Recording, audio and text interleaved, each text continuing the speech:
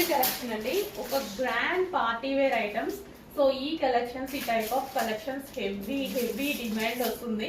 అసలు ఒక్క సెకండ్ కూడా ఆగట్లేదు స్టాక్. ఈసారి చాలా తీసుకొని వచ్చాను చూడండి.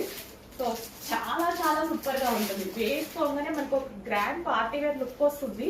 అండ్ రీజనబుల్ ప్రైస్ లోనే ప్రతిసారి మనం చక్కగా అందంగా రెడీ అవుదాము.